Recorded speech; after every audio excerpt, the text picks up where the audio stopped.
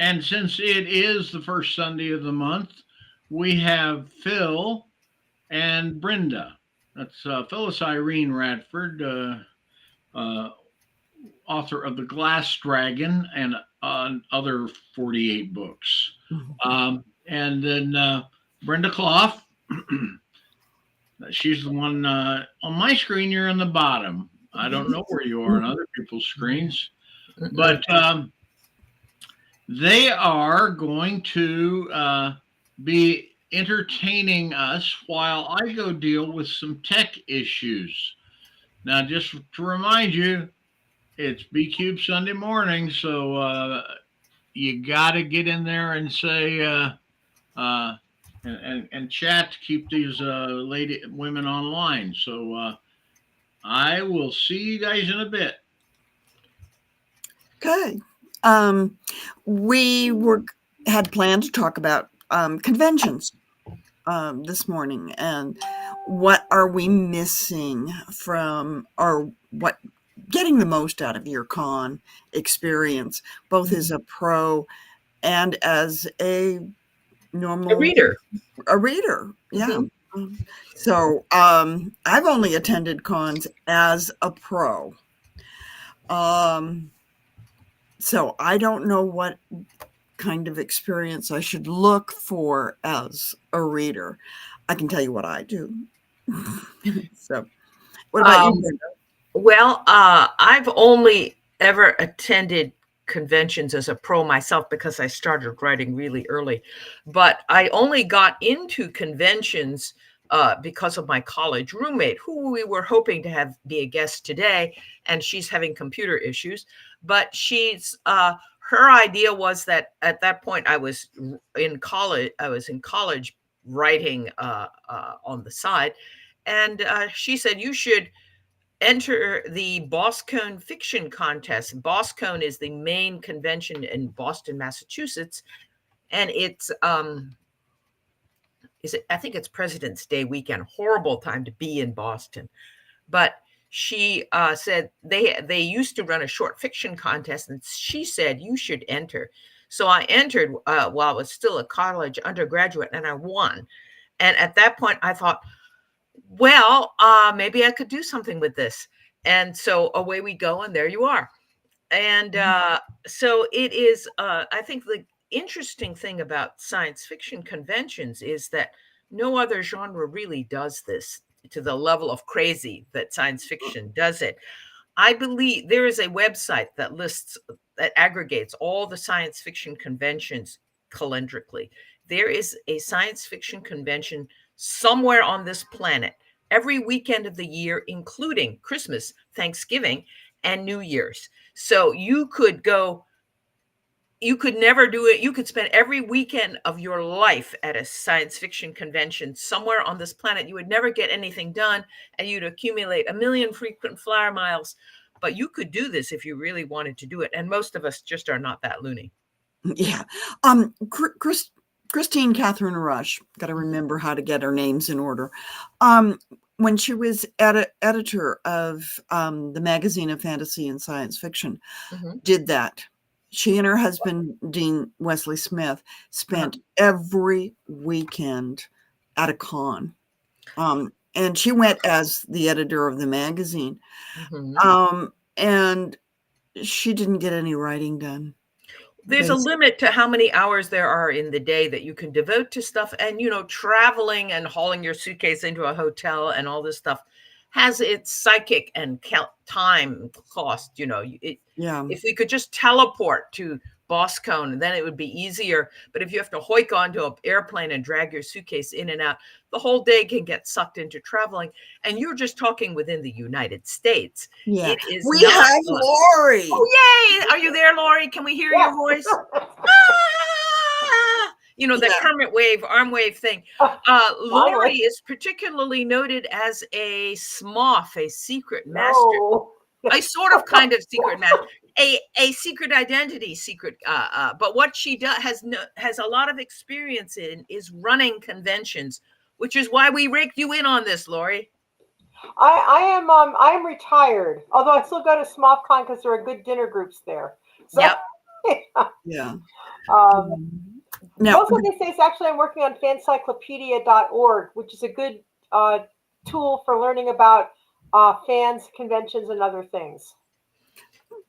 yeah. But you've done a lot of work with programming on World Cons. You've done a lot of work with just running junk behind the scenes. Yeah, Whenever things hit the fan, you are a resource. I try. Yeah. We have a local woman who does that.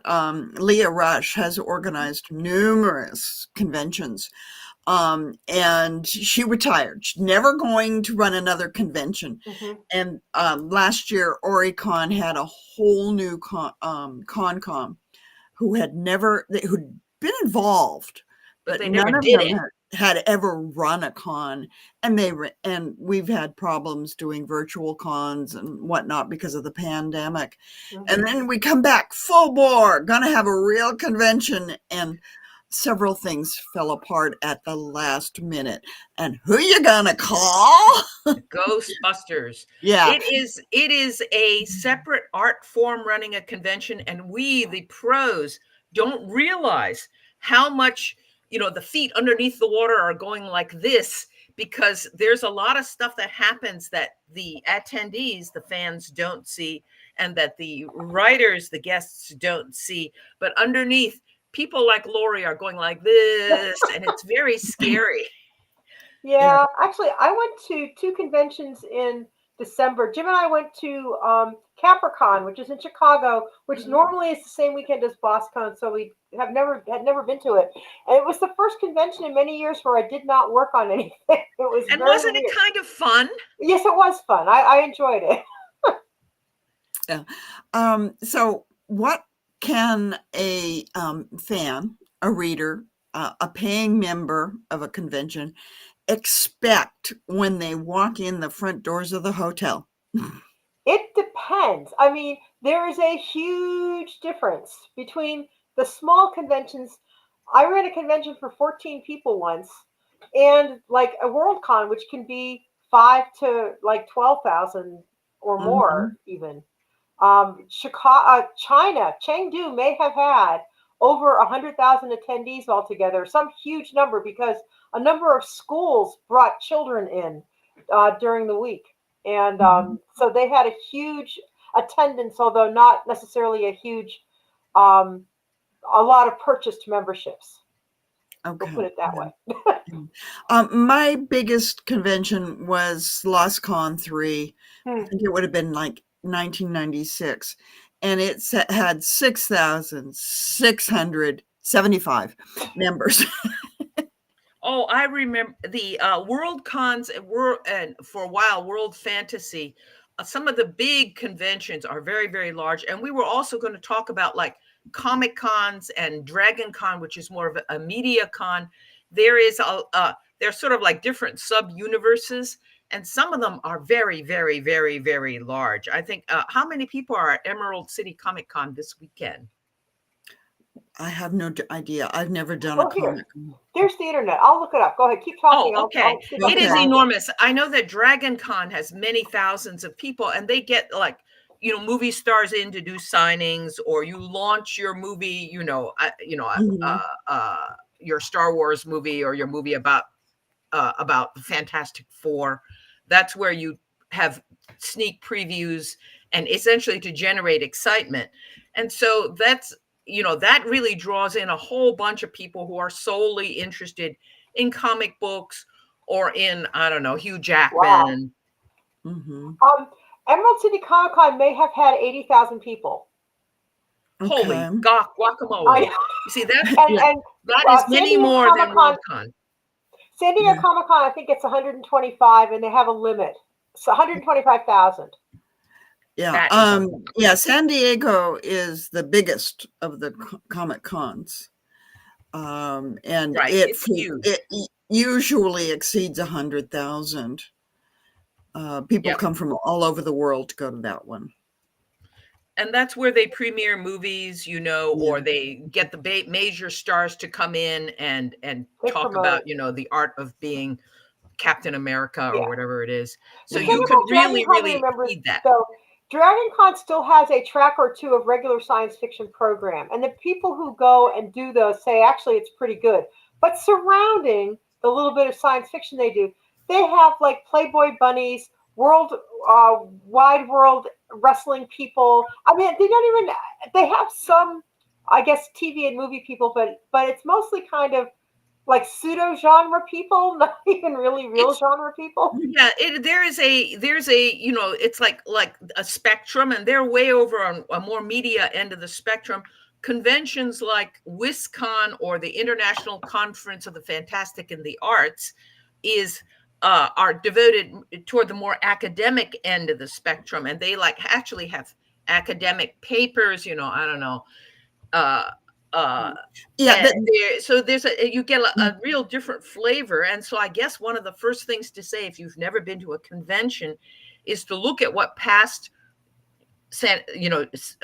Comic Cons have been, or what past World Fantasies have been, and decide if that's the experience you want to attend. If you're really not interested in Iron Man, maybe you don't want to go Yeah. to San Diego. It's really on you to make it's like shopping for clothing. You want it to fit you and look good. Yeah. We have a friend who's been an editor and a writer, and is now more a fan. She goes to the Comic Cons and actually collects paid for photos with a star, which is much more Comic Con or Dragon Con than Oricon. And Oricon has gone from a low major con to a very small con, and a lot of that's the pandemic. Yeah. I hope they're coming out of it now, that the Concoms are learning how to do it. Although And some conventions are just collapsing. I mean, things will collapse of old age. No yes, offense, but that yeah, happens. yeah. Years Sometimes ago, things do revive, though. years ago, I wrote a blog about how to grow a con, and this was after a RadCon experience that was organized by our dear beloved host Bob Brown.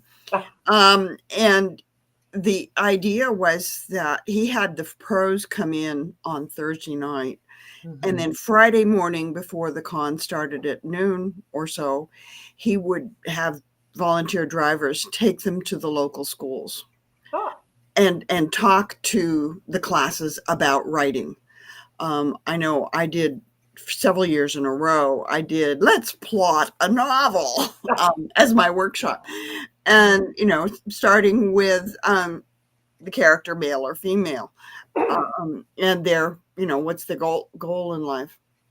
But he also had a juvenile writers contest, nothing for adults, but geared toward the kids, and middle school and high school, and they all got some kind of recognition award, but they did actually have the winning short stories read by usually the guest of honor, and awarded a real prize. And every teenager who entered that writing contest got a free membership to the convention and access. Oh, there you go. And access to the green room, where they could talk to the writers, the pros, the people who do this day in, day out. But you do that when they're 12 to 18, you've hooked them for life. And you can. I mean, one thing they did in Pittsburgh, I think it's still going on. We have a writer and an academic named Diane Turnchek, who's wants to promote writing among young people. So like 20 years ago almost, she started a thing called the Alpha Writers Workshop, a residential workshop for kids, like 12 to 16 or something like that. And they'd get maybe 20 kids and maybe 4 or 5 writers together. And I know 1 or 2 of them have actually sold stories and stuff as adults. But I thought that was I'm not 100% sure it's still going on, but it was an interesting thing when it was going on. Yeah. And I I don't do much of this anymore at all, but I used to go into high schools, just random, on invitation, but at random times of the year to talk to the English classes about writing. But between the pandemic and aging, I just don't do it anymore. Brenda and I are working on becoming cyber beings. It is, they're a little bit more, they're picky about they used to be much more relaxed about letting people into schools to, talk to the kids. But, there's the whole thing about, contaminating predators, security, and people rolling in with guns. And so they're a lot more anal about it.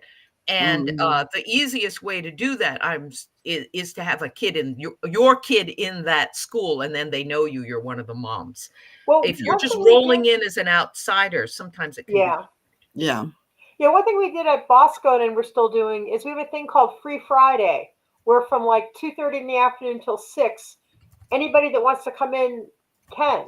And if they want to then buy a membership, that's great. I think they get a discount at that point. But that at least exposes people to like the dealer's room, to program, to the games, to the video, all that kind of stuff. Yeah. I've mentored a couple of high school students who were doing their senior essay on writing or whatever, and conned Oricon into a free membership for that teenager. And part of the time they followed me around, and part of the time they went off and explored programming on their own. And that's really boatloads of fun.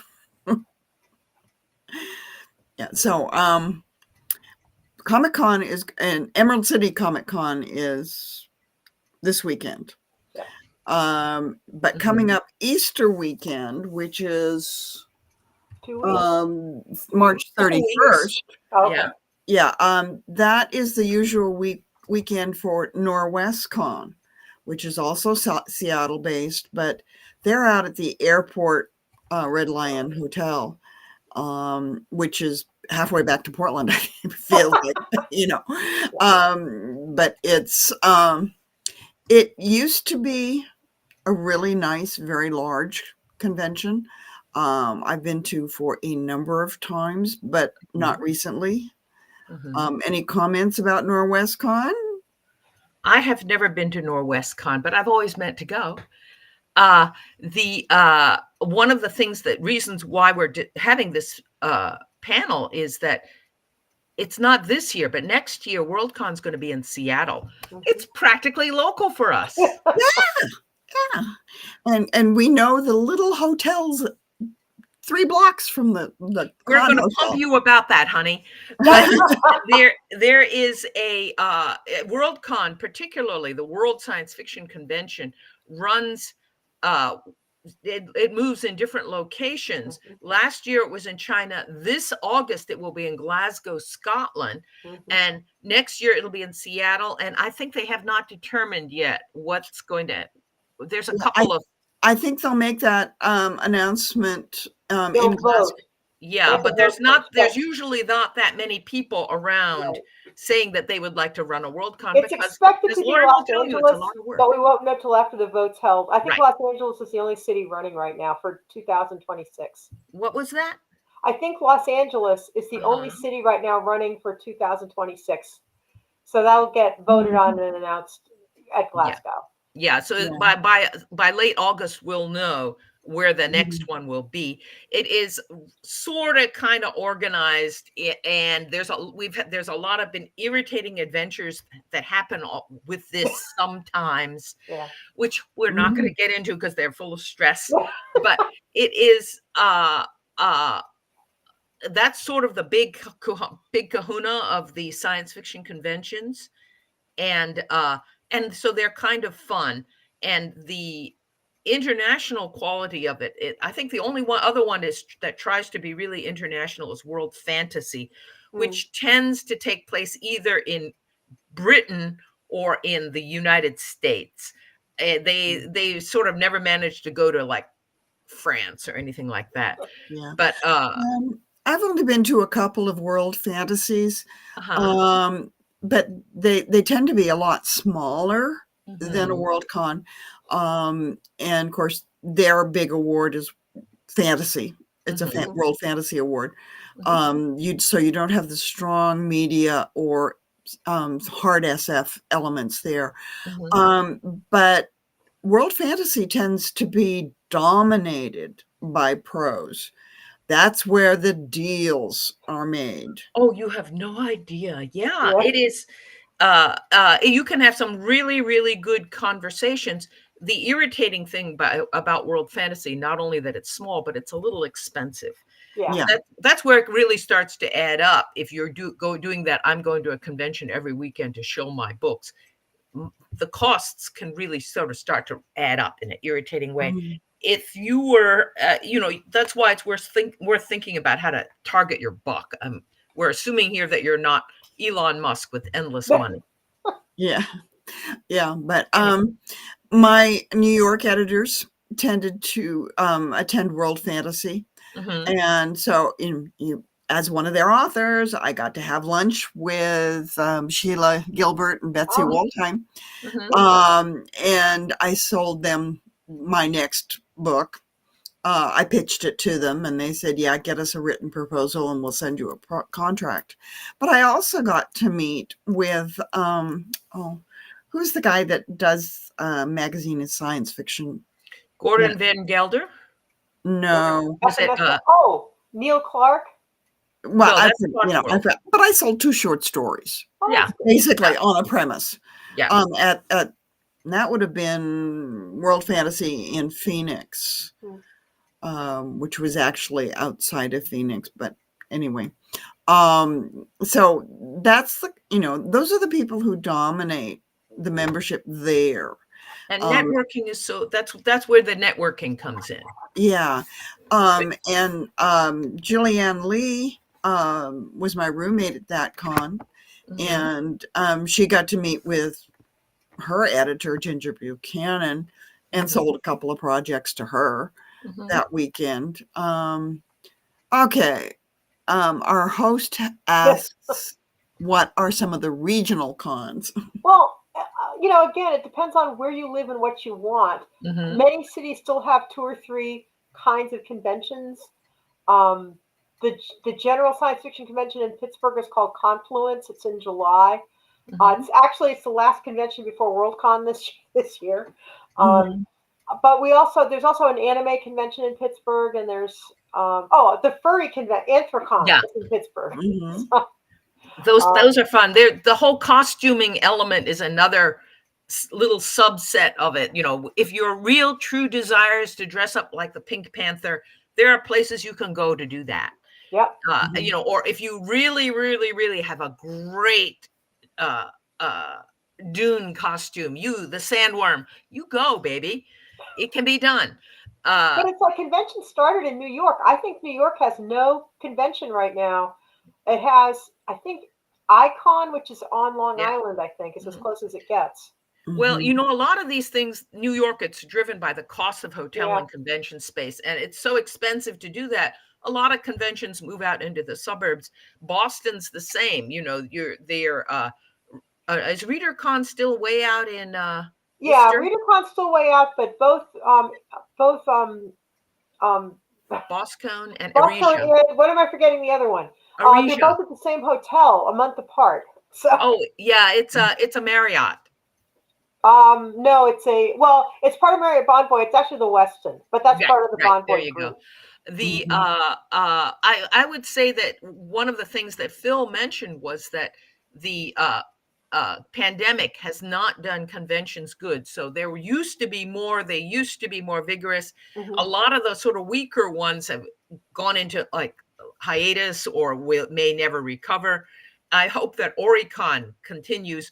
Northwest, all the conventions took a big hit. Northwest Con shrunk a lot. World Fantasy shrunk. I went to last year's World Fantasy. It was the smallest one on record. Wow. Where was it last year? Kansas City. Okay. And they usually put on a good convention. I went to a Nebula banquet there. Yes.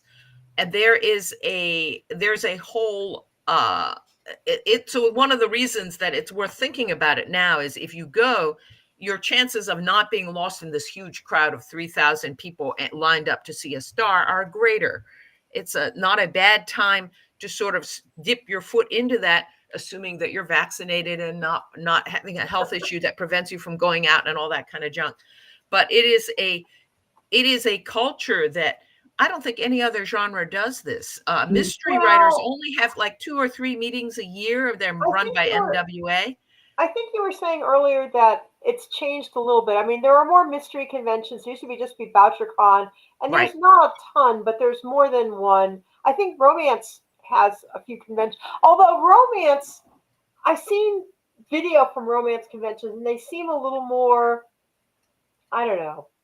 They're out there, though. They're oriented, it seems to me, towards people who want to become romance writers. Yes. And they get in the idea. It's more like a writer convention in the sense that you're going to learn how to market your romance novel, how to write about Napoleonic sea battles if you're not really interested in Napoleonic sea battles because it's a romance, that kind of a thing. Yeah, and I cut my teeth in the writing world as a romance writer. Yeah. But I kept getting rejected because I had too much plot, not enough romance. Yeah. Too many ghosts, not enough romance. Too much of that crazy woo-woo stuff, and not enough romance. There is a real thing about, romance. A lot of the romance writers of America conventions are fairly, they're trying to protect their genre the way world fantasy was trying to protect fantasy.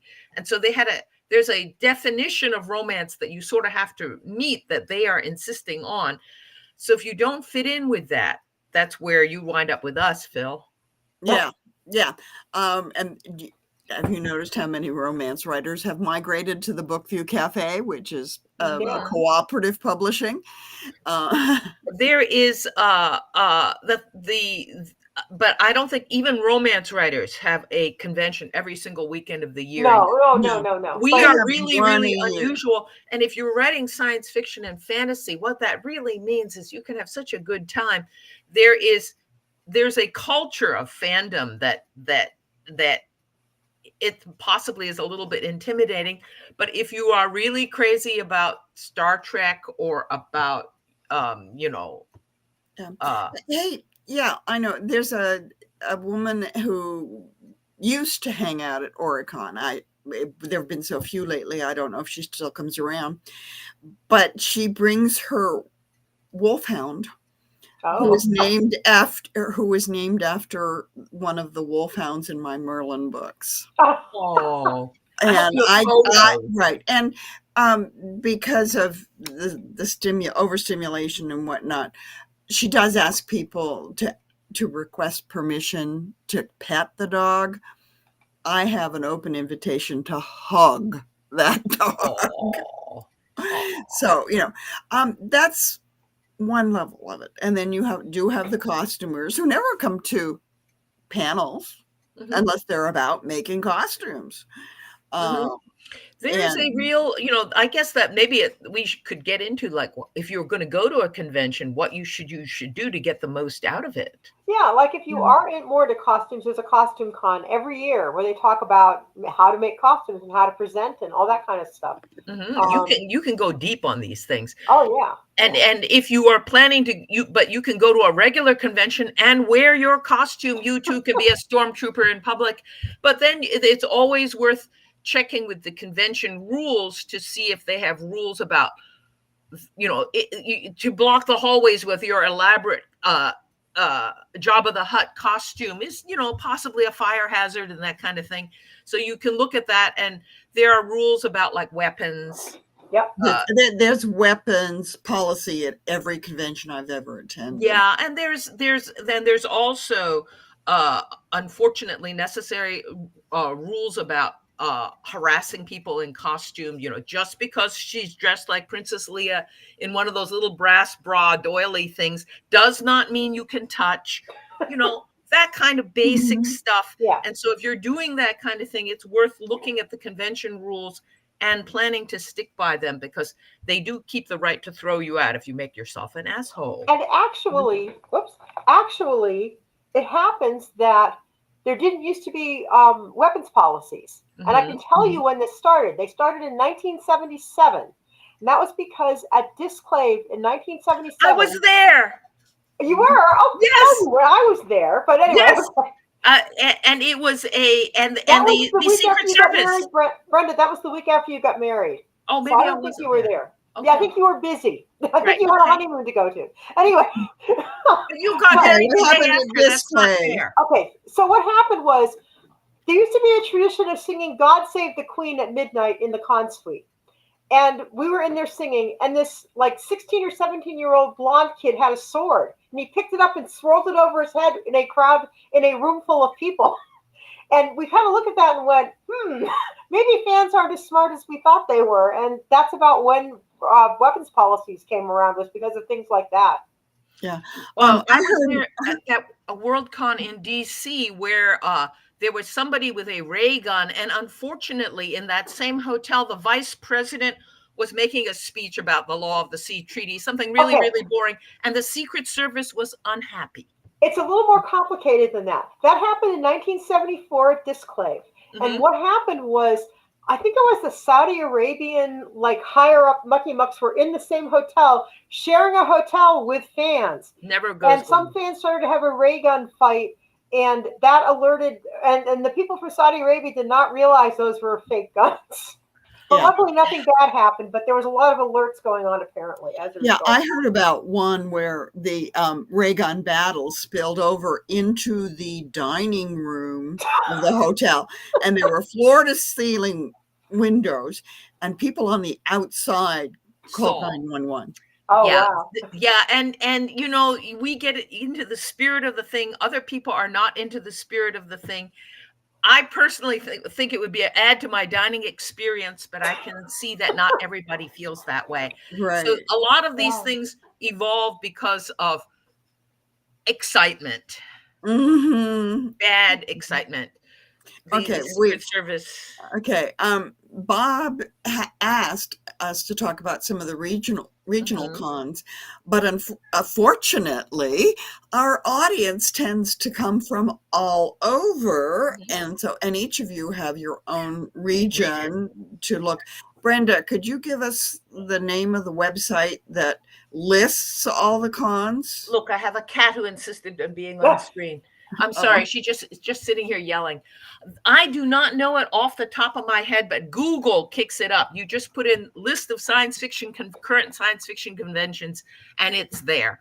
And they are they're biggish cities tend to have them. Pittsburgh, Portland, San Francisco. Baycon is, for instance, the one in San Francisco. That's the one you go to. Biggish cities tend to have more than one. Boston, San Francisco.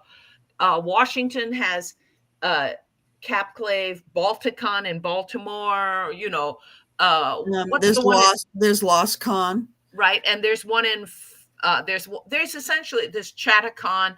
So essentially, every major city has one, and that's pleasant for wherever you are, because you can save yourself a ton of money by going to your local convention rather than to flying out to Oregon to go to my convention.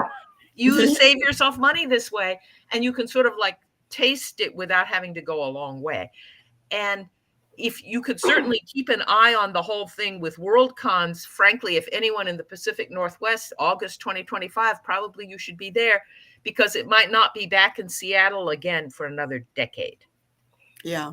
And August in the Pacific Northwest is generally Nice. milder weather than a lot of other places in this country. Don't be in Florida, man.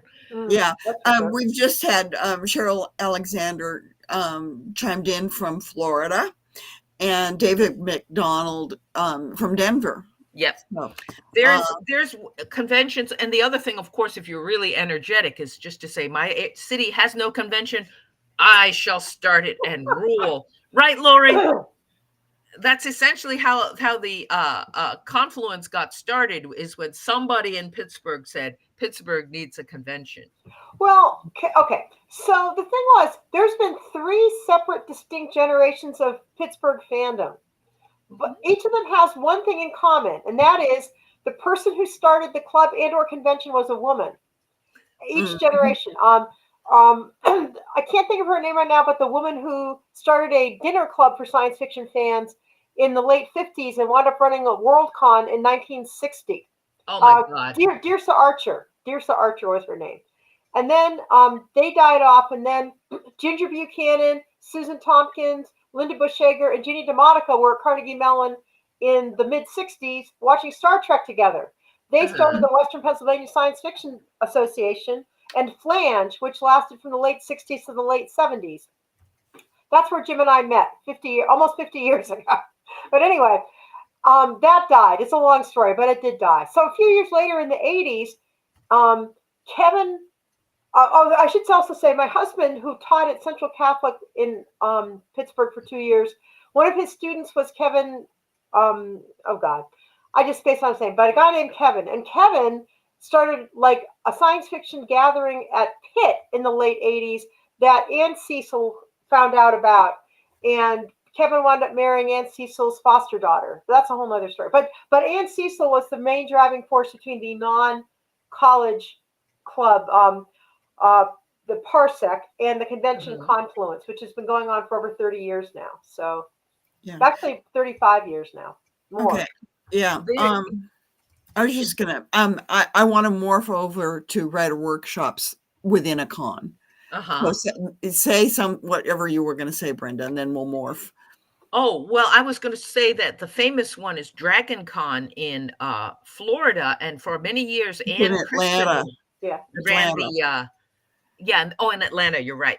And Ann Crispin ran the writers workshop there, and that's been like a hothouse for writers. If you get a really good teacher running these things, it can be really nice. And doesn't BossCon also do one? It seems some year. We haven't done one in a few years. We have done them. Confluence has done a bunch and is planning one for this year. Right. It's not a requirement. Usually there's at least panels about writing, even if there's no writer's workshop. So there's always something, if you're a writer wannabe, there'll always be something at the convention that will help you. Right. Yeah, I've done writer workshops at NorwestCon, at WorldCon, Oricon. I don't remember that I've done one at BayCon, and RadCon as well. And basically you submit for a novel, 3-page synopsis in the first chapter, or a short story not to exceed a certain word count limit. And they are reviewed by seasoned amateurs as well as at least one pro on every panel. And you get good, solid professional critique on your work. And the ones I've been involved in, we made a point of pushing the writer to continue. Look at what we say needs correction. If more than one of us said it, then it at least needs attention. Even if you did it deliberately, maybe you did it wrong. So, we tried to make it a positive experience rather than some critique groups I have been in that are the only way they can make their own work look good is to make yours look worse.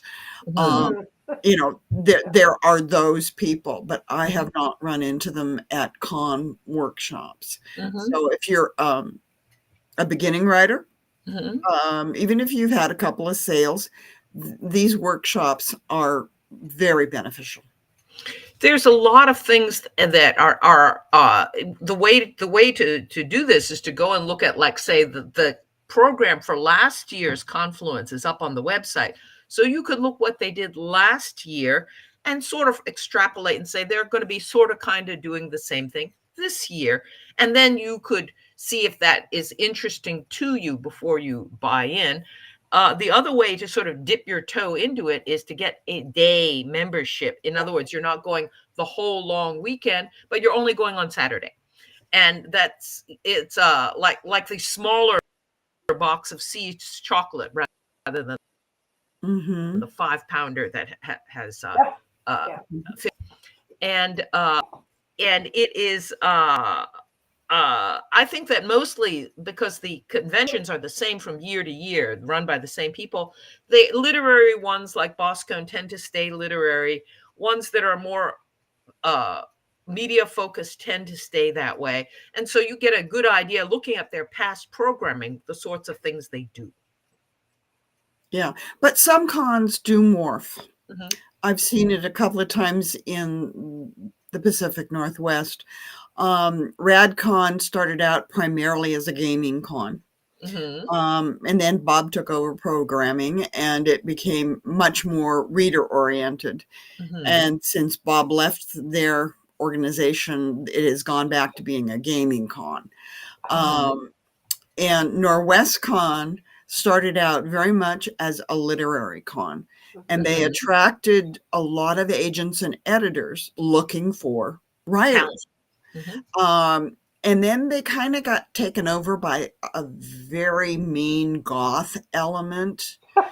No. And sometimes they didn't even bother buying memberships. They just showed up in very scanty costumes. And I was in an elevator, very crowded elevator. There was one woman there. She had was in costume, and she had more skin exposed above her corset than I think I had in my entire body. And she was leading a younger man, very tall, skinny, in white face makeup, bare, shirtless, dog collar, and she controlled his leash. And he started trying to proposition me come to their party suite and all of the neat things they would do to me. And me being me, just said, honey, if you're reduced to hitting on a frumpy middle-aged grandmother, this look isn't working for you. You're so mean. I love you. But anyway, the purpose of these goths was to force everybody else off the elevator as soon as they could get off. They got off. But that's me. And this element took over the con for a while, drove an editor out of the hot tub by reminiscing on all the small animals they tortured. So new con, we got to get rid of these people. And what they did was they said, we want to attract writers, editors, agents. Let's put a writer in charge of the writing track of programming. And Mike Moscow stepped up to the plate. God, did he ever resent that later? Because it's an exhausting job. It is. But he drafted all of his writer friends from Seattle and Portland to come fill that writing track. And for several years, we had romance writers, mystery writers, thriller writers, horror writers, writers coming out of the woodwork to attend that convention, not just SF people. I'll tell you the one bad thing, because I run into this a lot more the last couple of years at conventions, especially at Confluence. Unsold writers or semi-sold writers buy dealers' tables and put their self-published books on them, and then they get really they get very marketing, and they basically try to slow you down to stop at their table and talk to them, and it's like it looks like you don't have anything I'm interested in. No offense, but. Yeah, there is the people who do that. I actually talked to other editors about this, and they said, why don't these writers who are sitting at the tables in the huckster rooms ask the program committee to put them onto programming, and then you can get up onto a table in one of the meetings and explain how you conducted the battle of I'll tell you why. or whatever it was. Because most self-published writers, especially when they're in the beginning, all they'll talk about is buy my book, and they're very boring on panels, and that's why program generally doesn't touch them, no matter how much they beg. I don't, somewhere somebody has been telling new writers that the only thing that you're allowed to do is to twist people's arms to buy your book. Well, if that's the case, then that's not good. I mean, it sounds like Goodreads. If the Goodreads, it seems like should be a good place if their writing is any good to get noticed. And no, publishing has changed so much just in the last since the pandemic, let alone in the 30 years I've been involved. Brenda and I came up through the ranks with New York publishers and editors. We learned to write before we went independent. And before we got to conventions, you know, you'd written a few things. So we're sort of an older generation. I think there's a internet or a Twitter or a Instagram generation where they're just immediately going to marketing. Yeah. I have talked to young writers who said, I have begun my first novel and I'm thinking about a marketing plan. And it's like, darling, it's like you've met a guy and you're going on the first date and you're already planning what medical school your second daughter should go to and what her surgical subspecialty should be. Shouldn't you at least date him first? Yeah. And now Oricon was small enough this year that the independent writers moved into the huckster's room. In other conventions, they have like a hallway that is nothing but tables for independent writers. They get it. You know, and you can browse there. And sometimes it works. Sometimes they kind of get shuffled into a back hallway that's frequented only by busboys. And sometimes they're just right next to the huckster's room. It depends on the convention. Bob says, I think when I was talking about RadCon, he says it turned into a party con, which is another reason to go to a convention. Parties, yes. There have been some notable parties at science fiction conventions, and you have to get some of the older members of SIFWA to describe the Jell-O in bathtubs and the adventures in hot tubs. That happened. By the way, that happened at a flange the year before I went to a flange. That happened in 1974 flange. Was that the one where Joe Haldeman put green Jell-O into the bathtub? No, it wasn't Joe that did it, but Joe was invited in after it was done. You run hot water, and that does clear the plumbing, you know, with Jell-O. But it is, yes, in the day it was a lively time. Do you want to tell about, or do you want me to tell about the last disclave? That one was I was fun. there too. Okay. I was part of okay. So we're running low on time, and we have a couple questions. So look it up. Make it quick. Okay, I will Google it and put up a link. Okay, but Ellen Killian, could the immediate jump to marketing be a symptom of end stage capitalism? Make as much money as you can as fast as you can. No, I think it's frankly got more to do with social media. I really do. Yeah. Because most of these people don't make much money. No, the best way to make to make a small fortune in writing is to start with a large fortune. Right, that is true. And do the readers you want read books or choose writers? And I think that's got to be a mix of both. We want people who read books and like our style of writing. But on the other hand, if you know that you like military science fiction, it's only sensible to look at military science fiction writers. Right. Or mysteries or romances. You know, if you know what you like, you naturally select what you would like. But I think it's usually prudent to read outside of the things that you're crazy about. Just don't only read Regency romances for the rest of your life. Every now and then, you know, dip out a little bit. Yeah. Well, I tend to read so much in science fiction and fantasy just as a proofreader and editor that when I choose to read for pleasure, I go to cozy mysteries. And I have written a few. But you know, writers are different and weird. You know, we're reading for research or we're reading for ideas, and so we have weird desires. That's us. Yeah, I mean, who else goes to Las Vegas for a week as research? Yes, exactly. Fairy Moon, which will be coming out in April, is set in Las Vegas. And you know, took a whole trip to Britain, 2 weeks. My husband was my photographer, so I wrote off his expenses as well as my own. And I gave him a list of, I wanted to see Norman Mhm. Castle. I wanted a medieval pub. I wanted, I had a list of things that I needed to see. He found them for me, and we went. I'll post a link to the short story I sold to Clark's World, which essentially got itself going when I went to Italy. Mm. There is, and I also bought, oh God, so many books on the subject of 13th century Italy that would just make By you the way, say, Brenda, that's a majorly expurgated version of what happened at Disclave. oh well, there you go. It is. There's probably more juicy ones, but this at least is Wikipedia.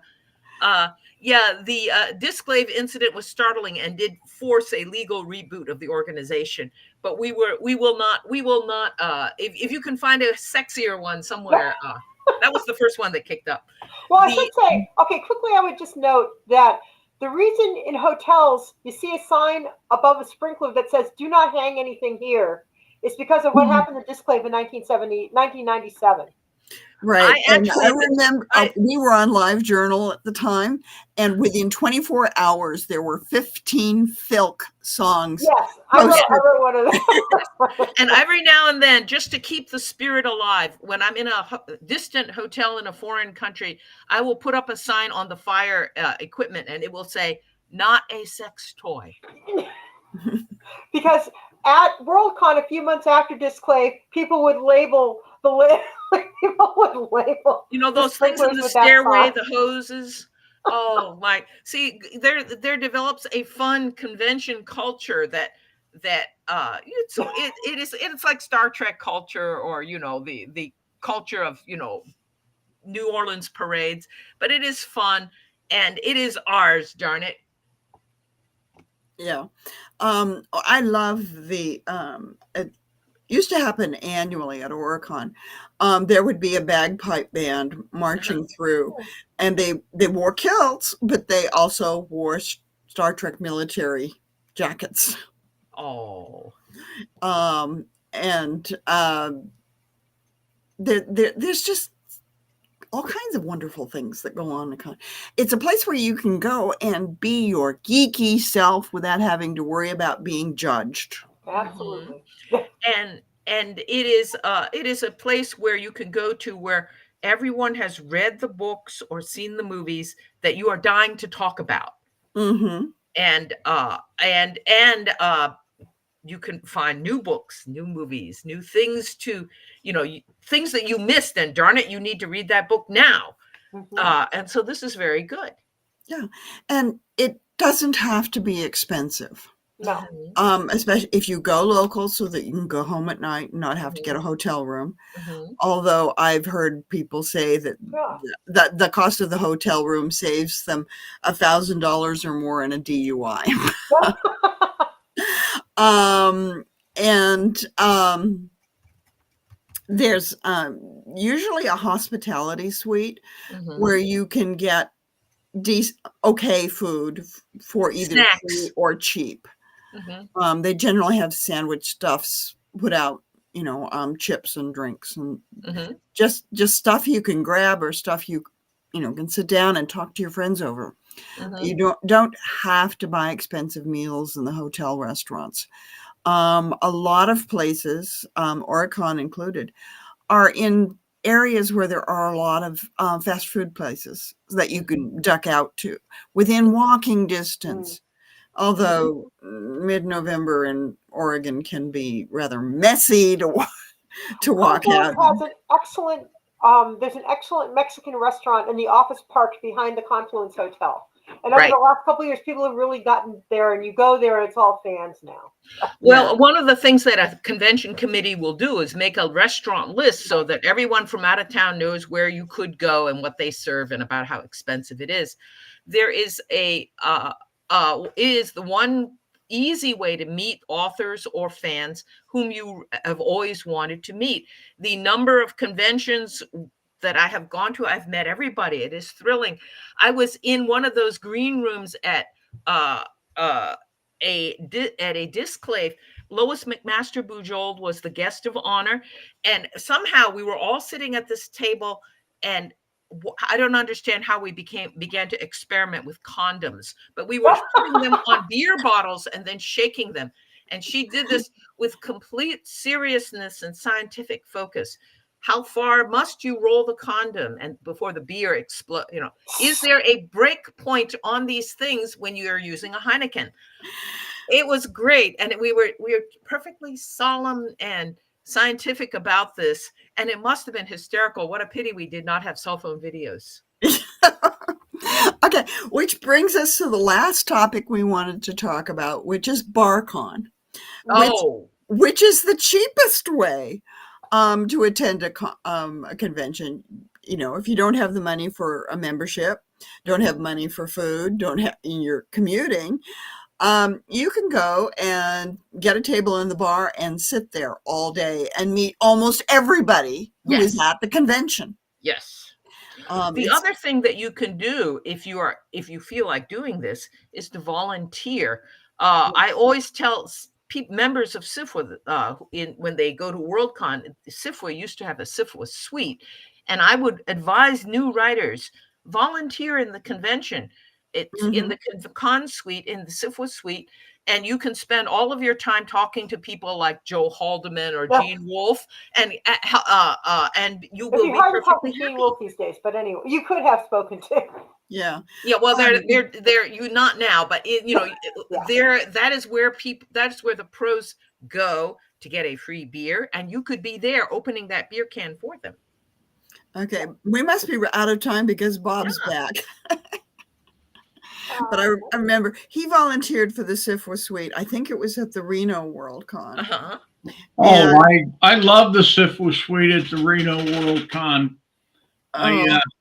My job, and I failed at it because it was we had George R. Martin and Christine Catherine Rush were sitting at the table debating something, and I looked up and I looked over the edge of the couch because I was exhausted, and I noticed that the Cheetos bowl was empty, and I said, I have another bag of Cheetos. I should get up and get it. I really should have. But no, the volunteer, you cannot go wrong volunteering. Oops. You cannot go wrong volunteering for a con.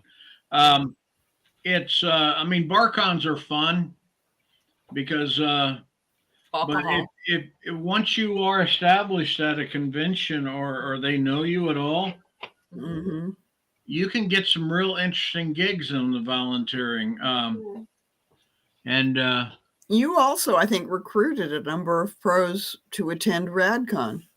I used to do that. I mean, the best RadCon one we had was I had Joe Haldeman and CJ Cherry tending bar, and then for some reason the police showed up. Whoa. And C.S. Cole, I don't know if anybody you guys remember. I know Carol. Yeah, Carol. She's a wonderful human being, and she put her leg up over the entrance to the bar, denied them access unless they were willing to show her some ID. They required some tact. Staying open required a little bit of sweet talk after that.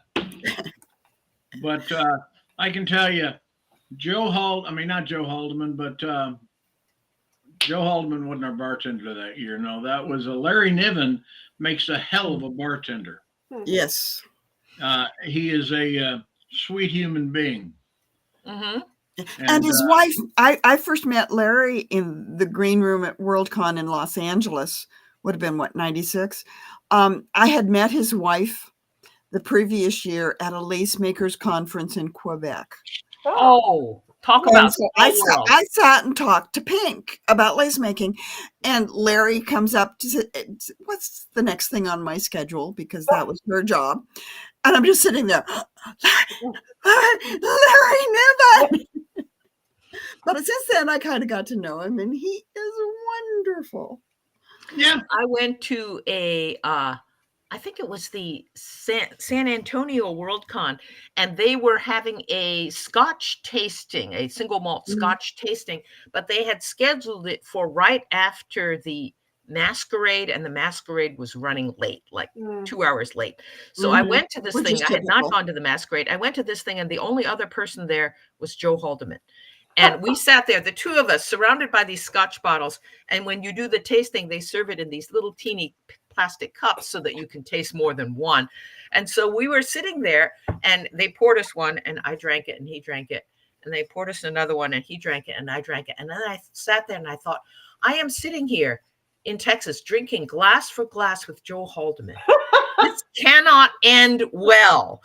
And so when it was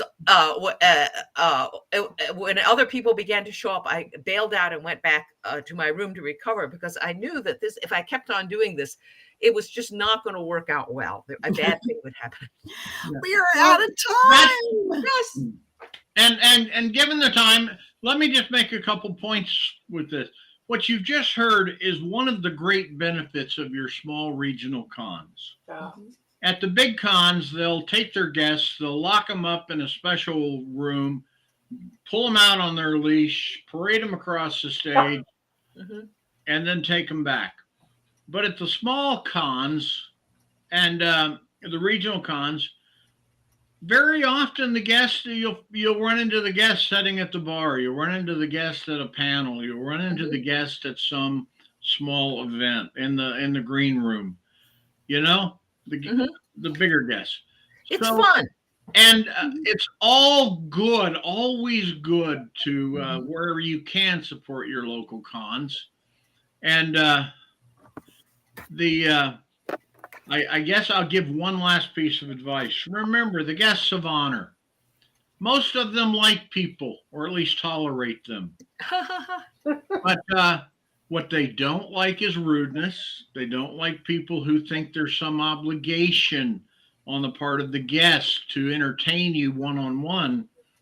And don't follow them to their room. Or the bathroom. Don't be creepy, man. Yeah, but just be pleasant, and they will generally be pleasant, and you'll get to see them, know them, and it's really a lot of fun. And it makes reading their books more personal. I one time we had, I think it was Larry Niven, and his publisher was our publisher guest of honor, and sent us multiple cases of his books. Life is so hard. And we put them in the bags. And poor Larry during autograph session. Oh dear. He joked about it, but we had to make it up to him. But so anyway, that's enough said about that. This is B Cube Press's Sunday morning show.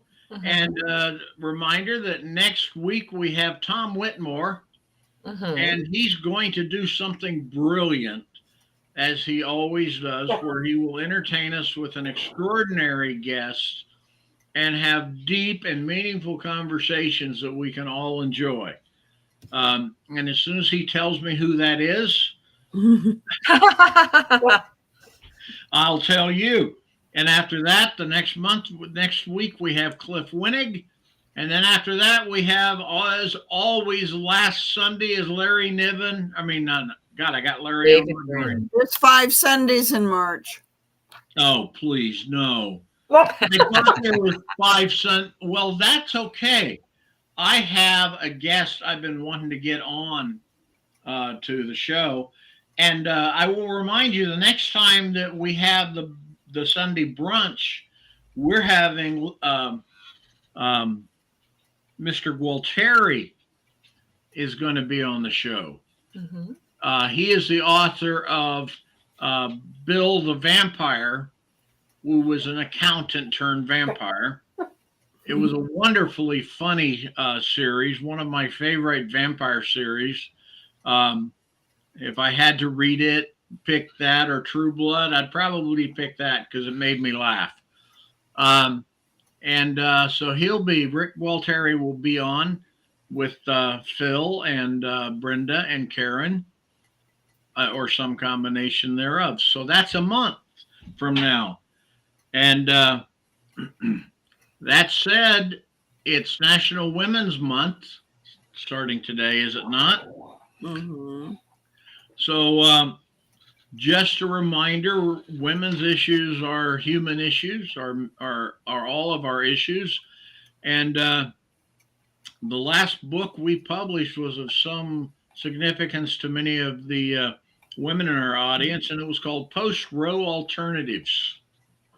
It was a book written about the what the world was going to be like after Roe, and I can't tell Roe you. v. Wade, for those of you who are not on the same wavelength. Yeah, and Yeah. I've been living in a box in Venezuela for the past 12 years. Uh, I'm sorry, but yeah, um, it's still an issue of our time with the in vitro fertilization, you know. With the new, Okay. yeah. So What do you? Oh, I'm I so was going to say that I think Laurie has to go somewhere, Yeah, but I I'm know. so I have glad you another. were able to come. Thank you. It was fun and good luck. So see you folks later. So nice to meet you. We'll have to get her back again to talk more, because she knows about the back end of WorldCons in a truly startling way. But someday when we're able to do this, we could do this again. Mm-hmm. yeah. Well, then I will tell you what. Thank you very much, and you guys have a nice day. Thank And you I'll so talk to much, you later. everybody.